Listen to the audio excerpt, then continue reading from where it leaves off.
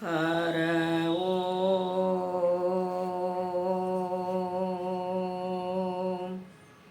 ಗುರುರ್ಬ್ರಹ್ಮ ಗುರುರ್ವಿಷ್ಣು ಗುರುದೇವೋ ಮಹೇಶ್ವರ. ಗುರುವೇ ಸಾಕ್ಷಾತ್ ಪರಬ್ರಹ್ಮ ತಸ್ಮೈ ಶ್ರೀ ಗುರವೇ ನಮಃ. ತಸ್ಮೈ ಶ್ರೀ ಗುರವೇ ನಮಃ. ಪ್ರಾತಸ್ಮರಣೀಯರಾಗಿರುವ ಎನ್ನ ಸದ್ಗುರುಗಳ ಚರಣವನ್ನು ಹೃತ್ಕಮಲದಲ್ಲಿ ಧ್ಯಾನಿಸಿಕೊಂಡು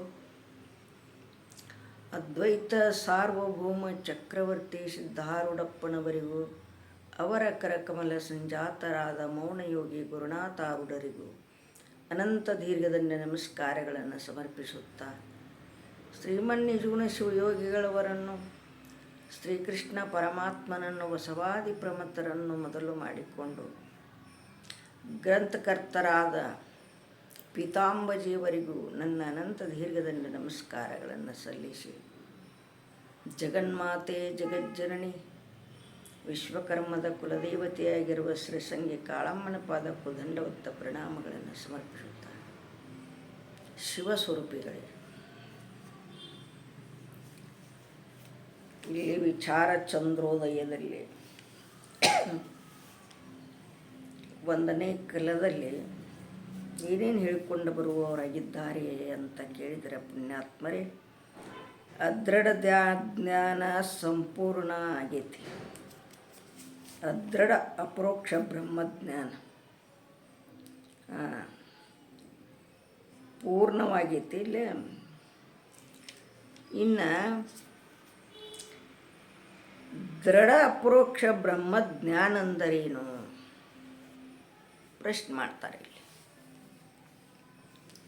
ನೋಡ್ರಿ, ದೃಢ ಇರತಕ್ಕಂಥ ಅಪರೋಕ್ಷ ಬ್ರಹ್ಮಜ್ಞಾನ ಅಂದರೇನು ಪ್ರಶ್ನೆ. ದೃಢ ಅಪರೋಕ್ಷ ಬ್ರಹ್ಮಜ್ಞಾನದ ಸ್ವರೂಪ, ಅದರ ಸ್ವರೂಪ ಅಸಂಭಾವನೆ, ವಿಪರೀತ ಭಾವನೆ ರಹಿತವಾಗಿ, ಅಲ್ಲಿ ಸಹಿತ ಇದ್ದ ಹಿಂದ ಇಲ್ಲೇ ರಹಿತವಾಗಿ ಬ್ರಹ್ಮಾತ್ಮರ ಏಕತ್ವ ನಿಶ್ಚಯಕ್ಕೆ ದೃಢ ಅಪರೋಕ್ಷ ಬ್ರಹ್ಮಜ್ಞಾನವೆನ್ನುತ್ತಾರೆ. ರಹಿತವಾಗಿ ಭಾವನೆಗಳು, ವಿಪರೀತ ಭಾವನಾ ರಹಿತವಾಗಿ, ಸಹಿತವಾಗಿ ಇಲ್ಲ, ಇಲ್ಲಿ ಅಲ್ಲಿ ರಹಿತವಾಗಿ ಐತಿ. ಅಲ್ಲಿ ಸಹಿತವಾಗಿ ಎಲ್ಲ ತಗೊಂಡಿತ್ತು, ಇಲ್ಲೇ ರಹಿತವಾಗಿತ್ತು. ಏಕತ್ವ ನಿಶ್ಚಯಕ್ಕೆ ದೃಢ ಅಪರೋಕ್ಷ ಬ್ರಹ್ಮಜ್ಞಾನವೆನ್ನುತ್ತಾರೆ. ತಿಳ್ಕೊಂಬಂದಾರ ಪುಣ್ಯಾತ್ಮರೇ. ದೃಢ ಅಪರೋಕ್ಷ ಜ್ಞಾನವು ಯಾವುದರಿಂದ ಉಂಟಾಗುತ್ತದೆ? ಅದು ಬೇಕಲ್ಲ. ದೃಢ ಅಂದರೆ ಏನು? ನಿಶ್ಚಯ. ಈಗ ನಾನುಡಿಯಲ್ಲಿ ಮಾತಾಡ್ತಿರ್ತಾರೆ ಪುಣ್ಯಾತ್ಮರೇ, ಗರಿಷ್ಠನ್ಯಾಗ ಗೂಟ ಬಡ್ದಂಗೆ ಮಾತಾಡ್ಬೇಕಂತ ಹೇಳ್ತಾರೆ. ಗರಿಷ್ಠನೊಳಗೆ ಗೂಟ ಬಡಿದ್ರೆ ಒಟ್ಟ ಕಿತ್ತಿರಬಾರ್ದದು, ಗಟ್ಟಿಮುಟ್ಟಾಗಬೇಕದು. ಗಟ್ಟಿಮುಟ್ಟಾಗಿ ದನಕ್ಕೆ ಗೂಟ ಬಡಿತಾರೆ ನೋಡ್ರಿ. ಗಟ್ಟಿಮುಟ್ಟಾಗಿರ್ತಕ್ಕಂಥ ಗೂಟ ಇದ್ದಂಗಿಲ್ಲಿ. ಇಲ್ಲಿ ದೃಢ ಅಪರೋಕ್ಷ ಜ್ಞಾನದ ಸ್ವರೂಪ ಹಂಗಂತ ಕೇಳಿದರೆ, ದೃಢ ಇಲ್ಲಿ ನಾನೇ ಪರಬ್ರಹ್ಮ ವಸ್ತು ಇದ್ದೇನೆ ಅನ್ನತಕ್ಕಂಥ ದೃಢ ನಿಶ್ಚಯ ಮಾಡಿಕೊಳ್ಳೋದಕ್ಕೆ ಹೇಳಿಕೊಂಡು ಬಂದಾರ ಪುಣ್ಯಾತ್ಮರೇ. ದೃಢ ಅಪರೋಕ್ಷ ಬ್ರಹ್ಮಜ್ಞಾನದ ಸ್ವರೂಪ ಏನು ಹೇಳ್ಯಾರಂದ್ರೆ, ವಿಪರೀತ ಭಾವನಾ, ಅಸಂಭಾವನಾ, ವಿಪರೀತ ಭಾವನಾ ಎರಡು ಅದಾವಿನ ರಹಿತವಾಗಿ ಬ್ರಹ್ಮಾತ್ಮರ ಏಕತ್ವ ನಿಶ್ಚಯಕ ದೃಢ ಅಪರೋಕ್ಷ ಬ್ರಹ್ಮಜ್ಞಾನವೆನ್ನುತ್ತಾರೆ. ಅವನ್ನು ನಿಶ್ಚಯ ಮಾಡ್ಕೊಳ್ಳೋ ಸಲುವಾಗಿ ದೃಢ ಅಪರೋಕ್ಷ ಬ್ರಹ್ಮಜ್ಞಾನದ ಸ್ವರೂಪ. ದೃಢ ಅಪ್ರೋಕ್ಷ ಬ್ರಹ್ಮಜ್ಞಾನವು ಯಾವುದರಿಂದ ಉಂಟಾಗುತ್ತದೆ? ಅದು ಬೇಕ್ರಲ್ಲ. ಯಾತ್ರದಿಂದ ಆಕತ್ರಿ ಇದು?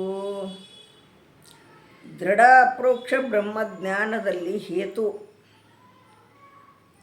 ಗುರುಮುಖದಿಂದ ಮಹಾವಾಕ್ಯಗಳ ಅರ್ಥವನ್ನು ಶ್ರವಣ ಮನನ ನಿಧಿಧ್ಯಾಸನ ವಿಚಾರ ಮಾಡುವುದರಿಂದ ದೃಢ ಅಪ್ರೋಕ್ಷ ಜ್ಞಾನವಾಗುತ್ತದೆ. ದೃಢ ಅಪ್ರೋಕ್ಷ ಜ್ಞಾನ ಆಗಬೇಕಾದ್ರೆ ಇಲ್ಲಿ ಶ್ರೋತ್ರಿಯ ಬ್ರಹ್ಮನಿಷ್ಠ ಸದ್ಗುರುಗಳಿಂದ ಎತ್ತಾಗಿ ತೊತ್ತಾಗಿ ಹಿತ್ತಲ ಗಿಡವಾಗಿ ಗುರುವಿನ ಹಂತೆಯಲ್ಲಿರುವುದು ಸರ್ವಜ್ಞ ಅಂತ ಹೇಳ್ಕೊಂಡು ಬಂದಾರ. ಅಲ್ಲೇ ಇದ್ದು ಶ್ರವಣ ಮನನ ನಿಧಿಧ್ಯಾಸನ ಎಲ್ಲವನ್ನು ತಿಳ್ಕೊಳ್ಳೋದ್ರಿಂದ ದೃಢ ಅಪ್ರೋಕ್ಷ ಜ್ಞಾನಕ್ಕೆ ಹೇತು ಅನ್ನಿಸ್ತೈತಿದ. ಶ್ರವಣ ಅಂದ್ರೆ ಹೇಳ್ಯಾರನಲ್ಲ, ಶ್ರವಣ ಅಂತಂದ್ರೆ ಶಾಸ್ತ್ರ ಕೇಳುವುದು. ಶ್ರುತಿ ಷಡ್ಲಿಂಗ ಪೂರ್ವಕವಾಗಿ ವೇದಾಂತ ವಾಕ್ಯವನ್ನು ತಾತ್ಪರ್ಯ ನಿಶ್ಚಯಕ ಶ್ರವಣವೆನ್ನುತ್ತಾರೆ. ನೀವು ಒಂದೊಂದು ಕಲ್ಕೋರಿ, ಗೊತ್ತಿಲ್ಲದವ್ರು ಕಲ್ಕೋರಿ. ಶಾಸ್ತ್ರ ಅನ್ನೋದು ನನಗೂ ಗೊತ್ತಿದ್ದಿರ್ಕಿಲ್ಲ, ಅದಕ್ಕೆ ಗೊತ್ತಿಲ್ಲದವ್ರು ಕಲ್ಕೋರಿ. ನೀವು ಅಷ್ಟ ಶಾನ್ಯಾರಿಗೆ ಹೇಳಂಗಿಲ್ಲ, ಇದನ್ನು ದಡ್ಡರಿಗೆ ಹೇಳ್ತೀನಿ. ತಾತ್ಪರ್ಯ ನಿಶ್ಚಯಕ, ಅದರ ತಾತ್ಪರ್ಯ ಇರ್ತೈತಿಲ್ಲ, ಎಲ್ಲ ಗ್ರಂಥಗಳ ತಾತ್ಪರ್ಯ ನಿಶ್ಚಯಕ ಇಲ್ಲಿ ಶ್ರವಣ ಅಂದ್ರೆ. ಇಲ್ಲಿ ಇನ್ನು ಮನನ ಅಂದ್ರೆ ಏನು? ಹೊಳ್ಳಿ ತಿರುವಿ ಹಾಕೋದು. ಶ್ರವಣ ಮಾಡಿರ್ತೀವಲ್ಲ ಅದನ್ನು ತಿರುವಿ ಹಾಕೋದಕ್ಕೆ ಏನಂತಾರೆ? ಮನನ. ವೇದ ಬಾಧಕ ಅವೇದ ಸಾಧಕ ಅದ್ವೈತಿ ಬ್ರಹ್ಮಚಿಂತನ ಮಾಡೋದಕ್ಕೆ ಮನನ ಅಂತ ಹೇಳಿದರೆ. ವೇದ ಬಾಧಕ ಅವೇದ ಸಾಧಕ ಅದ್ವೈತಿ ಬ್ರಹ್ಮಚಿಂತನ ಮಾಡೋದಕ್ಕೆ ಮನನ. ಬರೀ ಅಷ್ಟು ಶ್ರವಣ ಮಾಡಿಬಿಟ್ರೆ ಅದು ಗೊತ್ತಾಗಂಗಿಲ್ಲ. ಆಗಟ್ಟು ತಿಳ್ದಂಗೆ ಆಕ್ಕತಿ. ಗೋಣ್ ಹಾಕಿವು ನಾವು, ತಿಳ್ದಂಗೆ ಆಕ್ಕತಿ, ಗೋಣ್ ಹಾಕಿವು, ಎಲ್ಲ ತಿಳಿತ ತಿಳ್ಕೊತೀವಿ ನಾವು. ಆದ್ರೆ ತಿಳಿದಿರೋದಿಲ್ಲ ಅದ. ಬರೀ ಶ್ರವಣಕ್ಕೆ ಅಷ್ಟ ಶಾಸ್ತ್ರ ತಿಳಿತೈತೇನಪ್ಪ ಅಂತ ಕೇಳಿದ್ರೆ ಪುಣ್ಯಾತ್ಮರಿಗೆ ತಿಳಿಯಂಗಿಲ್ಲದ. ಅದನ್ನು ಹೊಳ್ಳಿ ತಿರುವಿ ಹಾಕಬೇಕು. ನಾವು ರೊಟ್ಟಿ ಮಾಡ್ತೀವಿ ರೀ, ಅದನ್ನು ಹಾಕಿ ನೀರು ಹಚ್ತೀವಿ. ಆಗಿದ್ದು ಕೈ ರೊಟ್ಟಿ ಈಗೆಲ್ಲಿ ಬರಬೇಕು? ನೀರು ಹಚ್ಚಿ ತಿರುವಿ ಹಾಕಿವು. ಅದನ್ನು ತಿರುವಿ ಹಾಕಿದಾಗ ಬೇಯ್ತೈತೆ ಅದು ರೊಟ್ಟಿ. ಬರೀ ರೊಟ್ಟಿ ಮಾಡಿ ಹಾಕಿದೀವಿ ಬಾ ಅಂತ ಹೇಳಿ ತೊಗೊಂಡ್ರೆ ಒಪ್ಪಾರಿ ಬೇಯ್ದಿರ್ತೈತಿ, ಒಪ್ಪಾರಿ ಇಲ್ಲ.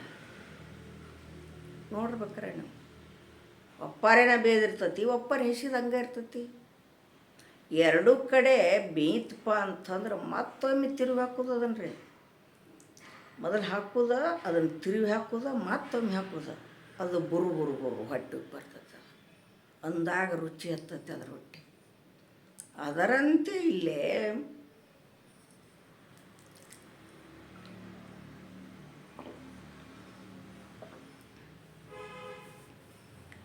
ಮನನ ಅಂತಂದ್ರೆ ಅದನ್ನು ತಿರುವಿ ಹಾಕೋದು.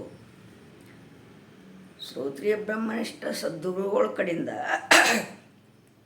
ಶ್ರವಣ ಮಾಡಿದ್ದನ್ನು ನಾವು ಸೇವಾದಿಗಳನ್ನು ಮಾಡೋ ಸಂದರ್ಭದಲ್ಲಿ, ಅಡುಗೆ ಮಾಡುವ ಹೊತ್ನ್ಯಾಗ, ಕಸ ಹೊಡಿಯುವ ಹೊತ್ನ್ಯಾಗ ಸೈಲ್ ಬಿಡಂಗಿಲ್ಲ. ಅದನ್ನು ಸೈಲ್ ಬಿಟ್ರೆ ಹೊಕ್ಕತ್ತದ. ಏನೆಲ್ಲ ಮಾಡು ಮುಂದೆ ಅದನ್ನು ಮನನ ಮಾಡೋದನ. ಅದನ್ನು ಮನನ ಮಾಡಿದಾಗ ಅದೇನು ಗಟ್ಟಿ ಆಕ್ಕತಿ ನೋಡಿ, ಗಟ್ಟಿಕೊಂಡಿರ್ತೈತೆ. ಮನನ ಆತ್ಮ ಅಂತಂದ್ರೆ ಗಟ್ಟಿ ಆಕ್ಕತಿ. ಅದು ಗಟ್ಟಿ ಆತಂದ್ರೆ ನಾ ಕಲ್ಕೊಂಡನ ಹೇಳ್ಬೇಕಲ್ಲ ಒಬ್ಬರಿಗೆ. ಕಲಿತ ಹೇಳಿದ ಕಲಿಬೇಕಲ್ಲ, ಮೊದಲ ಕಲಿತ ಹೇಳಬೇಕಲ್ಲ. ಹಂಗೆ ತಾವ ಬಟನ್ ಬಡದುಗಳೇ ಟೇಪ್ ಹೆಂಗೆ ಹತ್ತತ್ರಿ ಆಗ ಟೇಪ್ ಇತ್ತು ನಮ್ಮ ಮನೆಯೊಳಗೆ, ಬಟನ್ ಬಡದ್ಗಳೇ ಹತ್ತದ ಟೇಪ್. ಹಂಗೆ ಇಲ್ಲೇ ನೆಂಪು ಮಾಡಿದೀವಿ ಅಂತಂದ್ರೆ ಅದನ್ನು ತಿರುವಿ ಹಾಕಕ್ಕೆ ಹಚ್ಚೋದು, ಅದನ್ನು ಶುರು ಮಾಡೋದನ್ನ ಅದ ಸುದ್ದಿಗೆ ಹತ್ತುತ್ತಾನ. ಅದು ಎಷ್ಟು ಕಲ್ತಿರ್ತೀವಲ್ಲ ಅಷ್ಟನ್ನು ಅದನ್ನು ಮನನ ಮಾಡಕ್ಕೆ ಹಚ್ಚೋದು. ಅದು ಟೇಪ್ ಹೇಳ್ತತಿ, ಟೇಪ್ ತುಂಬ್ಕೋತತಿ. ಈ ತಲೆ ಅನ್ನತಕ್ಕಂಥ ಟೇಪಿನೊಳಗೆ ನಾವು ಏನು ತುಂಬಬೇಕಾಗೈತಿ? ಬಾತಿಗೆ ಬಾರದನ್ನು ತುಂಬಿದೀವಪ್ಪ ಅಂತಂದ್ರೆ ಅದಕ್ಕೆ ವಚನಕ್ಕೆ ಭ್ರಷ್ಟ ಹಾಕಿವ್ರಿ. ಪರಮಾತ್ಮನಿಗೆ ವಚನ ಕೊಟ್ಟು ಬಂದೀವಲ್ಲ, ಬ್ಯಾಡಾದದ್ದನ್ನು ತುಂಬಿದೀವಪ್ಪ ಅಂತಂದ್ರೆ ಅದು ವೇಸ್ಟ್ ತೊಗೊಂಡು ಏನು ಮಾಡೋದು? ಬಾತಿಗೆ ಬಾರದ ಬಾತಿಗೆ ಬಾರದೊಸ್ತು ಬಾಳಿದ್ದರೇನು, ಹೋತಿನ ಕೊರಳುಳು ಮಲಿಯಿದ್ದರೇನು. ಅಲ್ಲ, ಬಾತಿಗೆ ಬಾರದನ್ನು ತೊಗೊಂಡು ಏನು ಮಾಡೋದ್ರಿ? ಈಗ ಹಾಲರ ಬೇಕಾಗ್ಯಾವ, ಹೋತಿನ ಕೊರಡಾಗಿ 2 ಮಲಿ ಅದಾವೆ. ಹೋತಿಗ್ರಿ ಕೊಳ್ಳಾಗ ಮಲಿ ಇರ್ತಾವೆ. ಆ ಮಲ್ಯಾಗ ಹಾಲು ಅದಾವ, ನಾವು ಉಪಯೋಗ ಬರ್ತಾವೇನಂದ್ರೆ ಬರಂಗಿಲ್ಲ. ಅದಕ್ಕೆ ಪುಣ್ಯಾತ್ಮರೇ, ಈ ಟೇಪಿನೊಳಗೆ ಏನು ತುಂಬಬೇಕಾಗಿತ್ತು ಅಂದ್ರೆ ನಾವು ನಮ್ಮ ಸ್ವರೂಪವನ್ನು ತುಂಬಿಕೊಂಡು ನಾವು ಇಲ್ಲಿ ದೃಢ ಪ್ರೋಕ್ಷ ಬ್ರಹ್ಮಜ್ಞಾನ ಮಾಡ್ಕೋಬೇಕಾಗಿತ್ತು. ಇಲ್ಲಿ ಯಾಕೆ ಅದೃಢ ಆತಂದ್ರೆ ಶ್ರೀಮಂತರ ಕುಲ ಹುಟ್ಟುತ್ತೆ, ಚಲೋ ಲೋಕ, ಶ್ರೀಮಂತರ ಮನೆ ಲೆಕ್ಕ ಜ್ಞಾನಿಗಳು ವಂಶದಾಗ ಹುಟ್ಟೋದಕ್ಕತಿ, ಮತ್ತೊಂದು ಜನ್ಮ ತಾಳಿ ಬರೋದಕ್ಕತಿ. ಇದ ಜನ್ಮದಾಗ ದೃಢ ಮಾಡಿಕೊಂಡಿವಪ್ಪ ಅಂತಂದ್ರೆ ಹುಟ್ಟು ಸಾವು ಇಲ್ಲ, ನಾನು ಸತ್ತೇ ಇಲ್ಲ, ಹುಟ್ಟೇ ಇಲ್ಲ, ನಿಶ್ಚಯ ಆಕತಿ. ಯಾವಾಗ ಹುಟ್ಟೈತಿ ಅದು ಹೊಕ್ಕತಿ, ಯಾವಾಗ ಹುಟ್ಟಿಲ್ಲ ಅದು ಇರ್ತತಿ. ಈ ನಿಶ್ಚಯ ಆಗಬೇಕಾಗಿತ್ತು ನಮಗೆ ದೃಢ ಜ್ಞಾನ.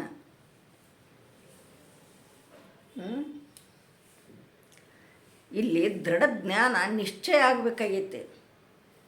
ಇದು ಹುಟ್ಟೈತೆ ಅಂದ್ಗಳಿಗೆ ಹೋಗ್ಕತಿ, ನನಗೇನು ಹುಟ್ಟಲ್ ಮಾತ್ರನ ಅದನ್ನು ಯಾವತ್ತೂ ಅದನ್ನು ಬೆಳಕ ಅನ್ನೋದು ನಿಶ್ಚಯ ಆಕತಿ. ಇಲ್ಲಿ ಸರ್ವತ್ರಲ್ಲಿಯೂ ಪರಮಾತ್ಮನ ಕಾಣ್ತಾನ ಮನುಷ್ಯ. ಇರ್ಲಿಕ್ಕೆ ಭೇದ ಬುದ್ಧಿ, ತೊಗಲ ಬುದ್ಧಿ, ದಿಗಲು ಬುದ್ಧಿ ಆಕತಿ. ಇವು ವಿಪರೀತ ಭಾವನಾ, ಸಂಭಾವನಾ ಅದಾವಲ್ಲ, ಇವೆಲ್ಲ ಒಳಗೆ ಕೂತಾವೆ. ಅದನ್ನು ಮಾಡಕ್ಕೆ ಹಚ್ತಾವ, ಬೇರೆ ಮಾಡಕ್ಕೆ ಹಚ್ತಾವು. ಮಂದಿ ಬೇರೆ ಬೇರೆ ಬೇರೆ ಮಾಡಕ್ಕೆ ಹಚ್ತಾವು.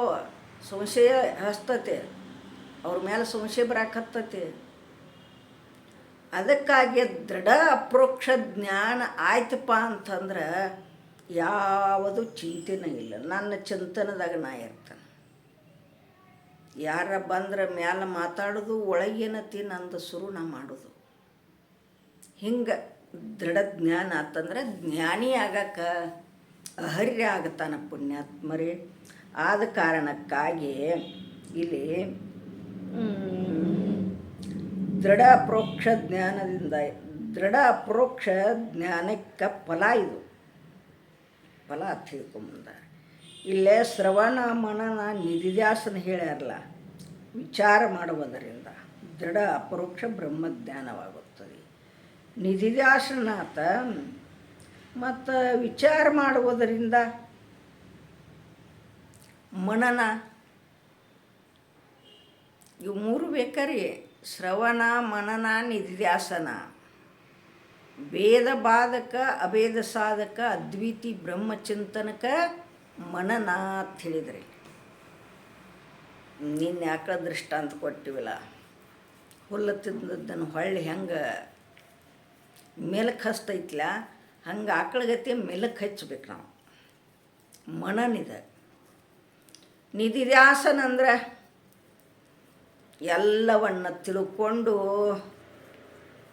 ಹೊರಗೆ ಹಾಕೋದು. ನಿಧಿಧ್ಯಾಸನ ಅಂದ್ರೆ ದೃಢಕ್ಕ ನಿಧಿಧ್ಯಾಸನ ತಾರಿಲ್ಲೇ. ನಿಧಿಧ್ಯಾಸನ ಅಂದರೆ ಏನು? ಅನಾತ್ಮಾಕಾರ ವೃತ್ತಿ ತ್ಯಾಗ ಮಾಡೋದು. ಈ ಪ್ರಪಂಚ ವ್ಯವಹಾರವೆಲ್ಲ ತಲೆ ಒಳಗೆ ಇಟ್ಕೊಳಂಗಿಲ್ಲ. ನಮ್ಮ ತಂಗಿ ಬೇಯ್ತಿದ್ಲನ್ನ ಶಕುಂತಲ, ನಿನಗೆ ಮತ್ತೊಂದು ಏನು ಗೊತ್ತಾಗಿಲ್ಲ. ನಿನಗೆ ಪ್ರಪಂಚದ ಮಾತು ಮಾಡೋದು, ಮಟ್ಟೋದು, ತರೋದು, ಕೊಡೋದು, ತಗೊಳ್ಳೋದು ಏನು ಗೊತ್ತಿಲ್ಲ ನಿನಗೆ. ಅದೊಂದು ಶಾಸ್ತ್ರ ಕಲ್ತದಿ ನೋಡು. ನಿನಗೇನು ಗೊತ್ತಾಗೋದಿಲ್ಲ ತಿರ್ಲಿಕ್ಕೆ. ಆದ ಕಾರಣಕ್ಕಾಗಿ ನಾವು ಏನು ಮಾಡ್ಬೇಕಂದ್ರೆ, ಮ್ಯಾಲ ಪ್ರಪಂಚ ಮಾಡಿದರೂ ಕೂಡ ಒಳಗೆ ಅದನ್ನು ಹಚ್ಕೋಬಾರ್ದು. ನಂಬದು ನಮಗಿರ್ಬೇಕು ಅದು ಒಳಗೆ. ಹೆಂಗೆ ಕಮಲದ ಹೂವಿನ ಮ್ಯಾಲೆ ನೀರು ನಿಂತಿರ್ತೈತಲ್ಲ ಎಲೆ ಮೇಲೆ, ಅದು ಅಂಟ್ಕೊಳಂಗಿಲ್ಲ ರೀ. ಅದಕ್ಕೆ ಮುತ್ತಿನ ಗತಿ ಉದುರಿ ಬೀಳ್ತೈತೆ ಅದು. ಹಂಗೆ ಹಚ್ಕೊಳಂಗಿಲ್ಲ. ಇಲ್ಲಿ ನಂಬದು ನಾವು ಚಿಂತನೆ ಮಾಡೋದು, ಮನನ ಮಾಡೋದಿಲ್ಲ, ನಿಧಿಧ್ಯಾಸನ ಮಾಡೋದು. ಏನಂದ್ರು? ಅನಾತ್ಮ ಆಕಾರ ವೃತ್ತಿ ತ್ಯಾಗ ಮಾಡೋದು. ಪ್ರಪಂಚ ಒಳಗಿಟ್ಕೊಳಂಗಿಲ್ಲ, ಮ್ಯಾಲ ಮಾಡೋದು, ತ್ಯಾಗ ಮಾಡೋದು, ಆತ್ಮ ಆಕಾರ ವೃತ್ತಿ ಆಗೋದು. ನಾನೇ ಪರಬ್ರಹ್ಮ ವಸ್ತು ಇದ್ದೀನಲ್ಲ, ಈ ಬೆಳಕೆಲ್ಲ ನನ್ನಿಂದ ನಡೆದೈತಿ. ತಿಳ್ಕೊಳ್ಳೋದಷ್ಟೇ ಇದೆ, ಮತ್ತೇನು ಮಾಡಂಗಿಲ್ಲ. ತಿಳ್ಕೊಳ್ಳೋದು, ಈ ಬೆಳಕೆಲ್ಲ ನನ್ನಿಂದ ನಡೆದೈತಿ, ನನ್ನೊಳಗನ ಈ ಜಗತ್ತೈತಿ, ಪ್ರಪಂಚ ನನ್ನೊಳಗೆ ಐತಿ. ಇದು ನಿಶ್ಚಯ ಮಾಡ್ಕೋಬೇಕಾಗೈತಿ. ಇಲ್ಲಿ ನಿಶ್ಚಯ ಮಾಡ್ಕೋತಪ್ಪ ಅಂತಂದ್ರೆ ಅಂಜಿಕಿಲ್ಲ ಹುಟ್ಟು ಸಾವುಗಳದು. ಇನ್ನು ದೃಢ ಅಪರೋಕ್ಷ ಬ್ರಹ್ಮಜ್ಞಾನದಿಂದ ಏನಾಗುತ್ತದೆ ಹೇಳ್ಯಾರಿ. ದೃಢ ಅಪರೋಕ್ಷ ಜ್ಞಾನಕ್ಕೆ ಫಲನೂ ಐತೆ. ಅದಕ್ಕೆ ಸ್ವರೂಪ ಹೇತು ಆತ, ಫಲನೂ ಐತಿ. ಅಭಾನಪಾದಕ ಆವರಣ ವಿಕ್ಷೇಪ ರೂಪ ಕಾರ್ಯಸಹಿತ ಅಜ್ಞಾನವು ನಿವೃತ್ತಿಯಾಗಿ ಬ್ರಹ್ಮ ಪ್ರಾಪ್ತಿ ರೂಪ ಮೋಕ್ಷವಾಗುತ್ತದೆ ಹೇಳಿದರು ನೋಡಿ. ಅಭಾನಪಾದಕ್ಕೆ ಒಂದೈತಿ ಆವರಣ ಒಳಗೆ, ಅದು ನಿವೃತ್ತಿ ಆಗ್ಬೇಕು. ವಿಕ್ಷೇಪ ರೂಪ, ವಿಕ್ಷೇಪ ಅಂದ್ರೆ ಮನುಷ್ಯನ ಚಂಚಲ. ಕಾರ್ಯಸಹಿತ ಅಜ್ಞಾನವು ನಿವೃತ್ತಿಯಾಗಿ ಬ್ರಹ್ಮ ಪ್ರಾಪ್ತಿ ರೂಪ ಮೋಕ್ಷವಾಗುತ್ತದೆ. ಎದಕ್ಕೆ? ಫಲಕ್ಕೆ. ಇವು ಕುತ್ತಾವಿನ ಒಳಗೆ ಅವನ ಅಪಾನಪಾದಕ್ಕೆ ಆವರಣ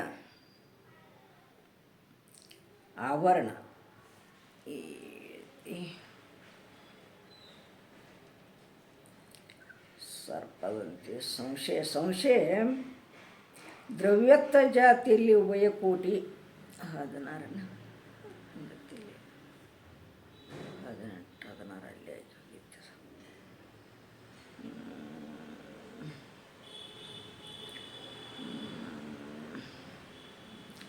ಮಹಾವಾಕ್ಯಗಳ ಅರ್ಥವನ್ನು ಶ್ರವಣ ಮನನ ನಿಧಿಧ್ಯಾಸನ ವಿಚಾರ ಮಾಡೋದ್ರಿಂದ ಆಕೈತಂದ್ರಲ್ಲ. ಫಲ ಅಭಾನಪಾದಕ ಆವರಣ ವಿಕ್ಷೇಪ ರೂಪ ಕಾರ್ಯಸಹಿತ. ಆವರಣ ವಿಕ್ಷೇಪ ರೂಪ ಅಜ್ಞಾನ ಸಹಿತವಾಗಿ ನಿವೃತ್ತಿಯಾಗಿ ಬ್ರಹ್ಮ ಪ್ರಾಪ್ತಿ ರೂಪ ಮೋಕ್ಷಕತಿ. ಇದರಿಂದ ಇಲ್ಲೇ ಏನಾಕತಿ ಅಂದ್ರೆ, ಅಪಾನಪಾದಕ ಆವರಣ ಒಳಗೈತದ. ಅಪಾನಪಾದಕ ವಿಕ್ಷೇಪ ರೂಪ ಐತಿ. ಕ್ಷೇಪ ಅಂದರೆ ಚಿತ್ತನ ಚಂಚಲಟ್ಟ. ಕಾರ್ಯಸಹಿತ, ಅದ್ರ ಕಾರ್ಯ ಬಡ್ಡಿನ ಕೆತ್ತುಗಿದೆ. ಈಗೊಂದು ಗಿಡ ಐತ್ರಿ, ಆ ಗಿಡ ಮ್ಯಾಲ ಕಡ್ದಿವಪ್ಪ ಅಂದ್ರೆ ಗಿಡ ಚಿಗಿತೈತದ.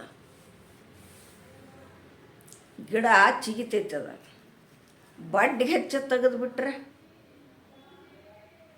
ಕೆತ್ತು ತೆಗೆದುಬಿಟ್ರೆ ಮತ್ತೆ ಹೇಳಂಗಿಲ್ಲ ಅದ. ಅದರಂತೆ ಇಲ್ಲೇ ನಮ್ಮ ಒಳಗಿರತಕ್ಕಂಥ ಅಭಾನಪಾದಕ ಆವರಣ ಚಿತ್ತನ ಚಂಚಲ ಮತ್ತು ಕಾರ್ಯಸಹಿತ ಅಜ್ಞಾನ ನಿವೃತ್ತಿಯಲ್ಲ ಆಕತಿ, ಒಳಗಿನ ಅಜ್ಞಾನ ಹೋಗ್ತತಿ. ಅದಕ್ಕೆ ಹೇಳಿದ್ರಲ್ಲ ಅಣ್ಣ ಬಸವಣ್ಣನವರು ತಿಳಿಕಿರತ್ತಿದ್ವ, ಜ್ಞಾನದ ಬಲದಿಂದ ಅಜ್ಞಾನದ ಕೇಡ ನೋಡಯ್ಯ, ಜ್ಯೋತಿಯ ಬಲದಿಂದ ತಮಂದದ ಕೇಡ ನೋಡಯ್ಯ, ಸತ್ಯದ ಬಲದಿಂದ ಅಸತ್ಯದ ಕೇಡ ನೋಡಯ್ಯ, ಪರುಷದ ಬಲದಿಂದ ಅವಲೋಹ ಕೇಡ ನೋಡಯ್ಯ. ಇಲ್ಲೇ ಕತ್ತಲ ಕೋಲಿ ಒಳಗೆ ಒಂದು ದೀಪ ಹಚ್ಚಿಬಿಟ್ರೆ ಕತ್ಲೆಲ್ಲ ಬೆಳಕಾಗಿಬಿಡ್ತೈತಿ, ಹೋಗಿಬಿಡ್ತೈತಿ ಕತ್ಲೆಲ್ಲ. ಎಲ್ಲಿದೇನೋ ಬುಟ್ಟಿ ತೊಗೊಂಡು ಹೊರಗೆ ಚೆಲ್ತಾನಂದ್ರೆ ಬರ್ತೈತೇನದ? ಇಲ್ಲ. ಹಂಗೆ ನಮ್ಮಲ್ಲಿ ಅಜ್ಞಾನ ಅನ್ನತಕ್ಕಂಥದ್ದು ಹೋಗಿಬಿಡ್ತೈತಿ. ಇಲ್ಲಿ ದೃಢ ಪರೋಕ್ಷ ಬ್ರಹ್ಮಜ್ಞಾನಕ್ಕೆ ಫಲದ್ದಿದು ಬ್ರಹ್ಮ ಪ್ರಾಪ್ತಿ ರೂಪ ಮೋಕ್ಷ ಆಕ್ಕತಿ. ಮೋಕ್ಷ ಅಂತಂದ್ರೆ ಹುಟ್ಟು ಇಲ್ಲ, ಸಾವು ಇಲ್ಲ, ನಿಶ್ಚಿಂತ ಅಜೋನಿತ್ಯ ಶಾಶ್ವತ ಉಳಿದು. ಇನ್ನು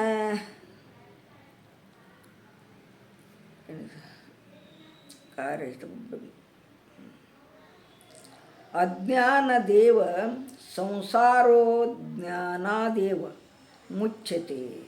ಅಜ್ಞಾನದಿಂದಲೇ ಸಂಸಾರ ಇದೆ, ಅಜ್ಞಾನದಿಂದನೇ ಸಂಸಾರ ನಡೆದತ್ತಿದ. ಅಜ್ಞಾನ ಇರ್ಲಿಕ್ಕೆ ಸಂಸಾರ ಇಲ್ಲ. ಎಲ್ಲರೂ ಜ್ಞಾನಿಗಳಾದ್ರೆ ಹೆಂಗೆ? ಅಜ್ಞಾನದಿಂದನೇ ಸಂಸಾರ ನಡೆದೈತದ. ಅಜ್ಞಾನದಿಂದಲೇ ಸಂಸಾರ ನಿವೃತ್ತಿ. ಅಜ್ಞಾನದಿಂದಲೇ ಸಂಸಾರ ನಡೆದೈತೆ. ಇಲ್ಲೇ ಜ್ಞಾನದಿಂದನ ಸಂಸಾರ ನಿವೃತ್ತಿ ಆಕ್ಕತಿ. ಪ್ರಪಂಚನ ಮಾಡ್ತಾನೋದು ಸುಳ್ಳು ಆಕ್ಕತಿ.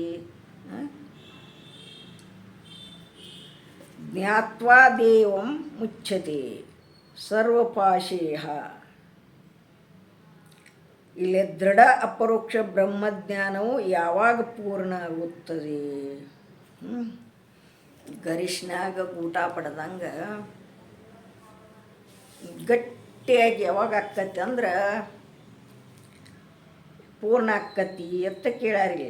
ದೃಢ ಅಪರೋಕ್ಷ ಬ್ರಹ್ಮಜ್ಞಾನದ ಅವಧಿ ಬೇಕಲ್ಲ. ದೇಹಾದಿ ಅನಾತ್ಮ ಪದಾರ್ಥಗಳಲ್ಲಿ ನಾನೆಂಬುವಂತೆ ದೇಹಾದಿ ಅನಾತ್ಮ ಪದಾರ್ಥಗಳ ಜ್ಞಾನವನ್ನು ಬಾಧಿಸಿ ಆತ್ಮನು ಬ್ರಹ್ಮಕ್ಕೆ ಅಭಿನ್ನನೆಂದು ನಿಶ್ಚಯ ಮಾಡುವುದರಿಂದ ದೃಢ ಅಪರೋಕ್ಷ ಬ್ರಹ್ಮಜ್ಞಾನ ಪೂರ್ಣ ಆಕ್ಕತಿ ಅಂತ ಹೇಳ್ಯಾರ.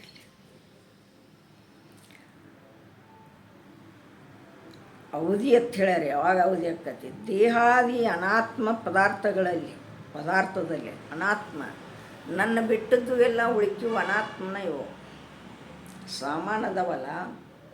ಈ ಶರೀರ ಹಿಡ್ಕೊಂಡು ಜಗತ್ತು ಹಿಡ್ಕೊಂಡು ಇವೆಲ್ಲ ನನ್ನ ಬಿಟ್ಟು ಭಿನ್ನದವ. ಇವು ನಾ ಹೆಂಗದನು ಅಜೋನಿತ್ಯ ಶಾಶ್ವತ ಅದನ್ನು ಹಿಂಗೆ ತಿಳ್ಕೊಳ್ಳೋದಕ್ಕಾಗಿ ಪ್ರಪಂಚನೂ ನನ್ನೊಳಗೈತಿ, ನಾ ಅದ್ರ ಒಳಗಿಲ್ಲ, ಅಭಿನ್ನನೆಂದು ನಿಶ್ಚಯ ಮಾಡುವುದರಿಂದ ದೃಢ ಪ್ರೋಕ್ಷ ಬ್ರಹ್ಮಜ್ಞಾನವು ಪೂರ್ಣ ಆಕ್ಕತಿ ಅಂತ ತಿಳ್ಕೊಂಡು ಬಂದಾರೆ. ಏನಾತಿಲ್ಲೇ ಹುಟ್ಟೋದು ಇಲ್ಲಾತು, ಸಾಯೋದು ಇಲ್ಲಾತು. ನಾ ಸಾಯ್ತನು, ನಾ ಹುಟ್ಟತನು, ಹಿಂಗೆ ಮಾಡ್ತೀನಿ, ಆರಾಮಿರ್ತಿರ್ಕಿಲ್ಲ, ಬರೇ ತಲೆ ನೋಸ್ತತ್ತು. ಸಾಯ್ತನವ್ವ, ನಾ ಸಾಯ್ತನವ್ವ ಆತೀನಿ. ಈಗ ಸಾವಕ್ಕೆ ಬಾ ಆತನ ಸ್ವಾಗತ ಮಾಡ್ತೀನಿ. ಯಾಕೆ? ನಿಶ್ಚಯ ಆಗೈತಿ, ನಾ ಸಾಯಂಗಿಲ್ಲ, ಹುಟ್ಟಂಗಿಲ್ಲ. ಗುರುಮುಖದಿಂದ ಕೇಳಿಕೆರಿಂದ ತಿಳ್ಕೊಂಡ್ರೆ ಯಾವುದು ಚಿಂತಿಲ್ಲ ನೋಡು. ಚಿಂತನೆ ಮಾಡೋದು. ಚಿಂತನೆ ಮಾಡಿದಪ್ಪ ಅಂತಂದ್ರೆ ನೀನು ಜೀವ ಬ್ರಹ್ಮರ ಏಕತ್ವ ಬೋಧಕ ವಾಕ್ಯ ಮಹಾವಾಕ್ಯ ಎನಿಸುತ್ತದೆ. ಇಲ್ಲಿ ಮಹಾವಾಕ್ಯ ಅಂತ ಹೇಳ್ಯಾರಲ್ಲ, ಬಿಟ್ಟನೆ ಯಾವಾಗ ಮೊದಲ ಇಲ್ಲಿ ಭಾವನ ಗುರುಮುಖದಿಂದ ಮಹಾವಾಕ್ಯಗಳ ಅರ್ಥವನ್ನು ಶ್ರವಣ ಮಾಡುವುದು. ಮಹಾವಾಕ್ಯ ಅಂದರೆ ಇಲ್ಲಿ ಪದಾರ್ಥಗಳ ವಿಪರೀತ ನಿಶ್ಚಯವು ವಿಪರೀತ ಭಾವನೆಯು ಎನಿಸುತ್ತದೆ. ಜೀವ ಬ್ರಹ್ಮರ ಏಕತ್ವ ಬೋಧಕ ವಾಕ್ಯಕ್ಕೆ ಮಹಾವಾಕ್ಯವೆನ್ನುತ್ತಾರೆ.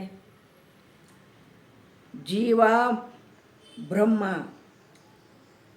ಏಕತ್ವಕ್ಕೆ ಈಗೇನು ಮಾಡಿದ್ವಿ ನಾವು ಅಂದರೆ, ಒಬ್ಬ ಪರಮಾತ್ಮ ಅದಾನ, ನಾ ಬೇರೆ ಅದನು, ಜೀವಾತ್ಮ ಬೇರೆ ಅದನು, ಪರಮಾತ್ಮ ಬೇರೆ ಅದಾನ. ಅವ ಪೂಜೆ ಮಾಡಿಸ್ಕೊಳವ, ನಾ ಪೂಜೆ ಮಾಡವ, ಅವನಂತೇಳಿ ಬೇಡಿದ್ದ ಅವ್ನು ಕೊಡವ, ನಾವು ತಗೊಳವ ಅನ್ನತಕ್ಕಂಥ ಭಾವ ಇರ್ತೈತಿ ಇಲ್ಲಿ. ಕೈ ಮುಗಿದು ಕೇಳ್ಕೊತೀವಿ. ಅದಕ್ಕಾಗಿ ಜೀವ ಬ್ಯಾರೆ ಅಲ್ಲ, ಬ್ರಹ್ಮ ಬ್ಯಾರೆ ಅಲ್ಲ.